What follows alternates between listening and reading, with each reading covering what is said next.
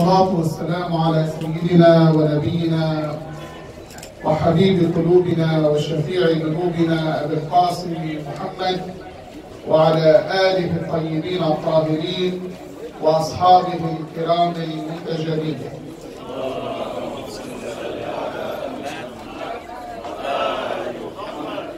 Éminence, Cheikh Mohamed Ignon, secrétaire général du Conseil des Ulama d'Ahlul Bayt. Al-Hajj Shawki Haïdous, parrain de la cérémonie. Messieurs les représentants de l'ambassade d'Iran au Sénégal, chers frères savants, chers étudiants de l'Institut, chères sœurs du Conseil des Ulama d'Ahlul Bayt, mesdames, messieurs, assalamu alaikum wa rahmatullahi wa barakatuh.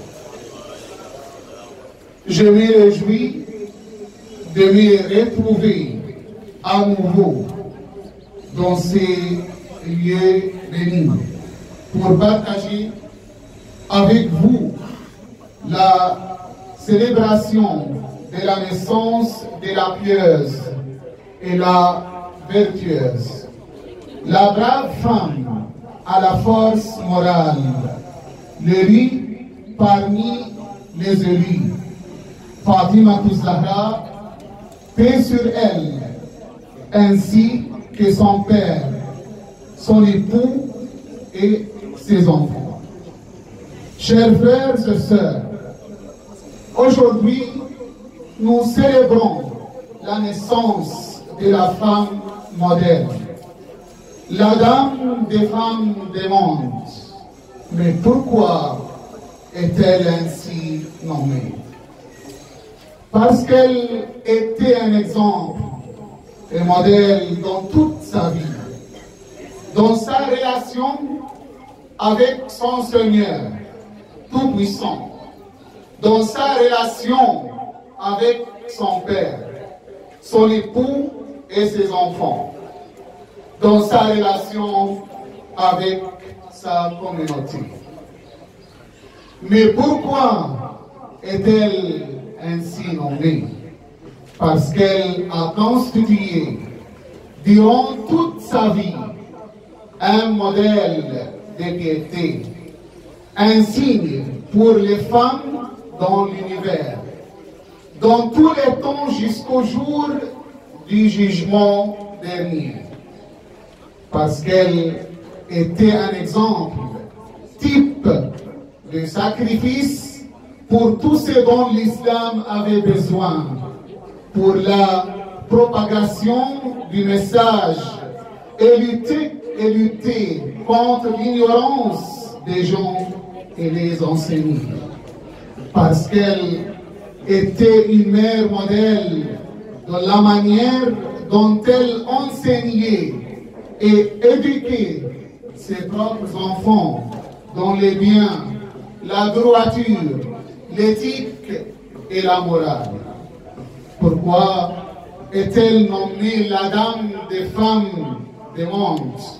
Parce qu'elle était une épouse modèle et une fille exemplaire jusqu'à ce que le prophète, paix sur lui et sa famille, disent que Fatima est la mère de son père.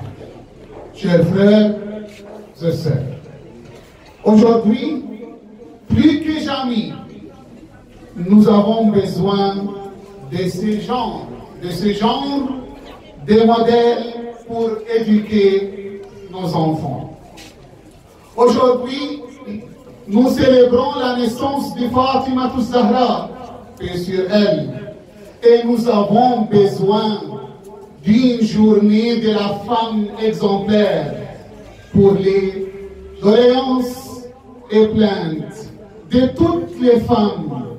Et nous devons œuvrer pour l'éducation de nos fils et filles, de nos femmes, à travers les qualités humaines et les valeurs morales de Fatima.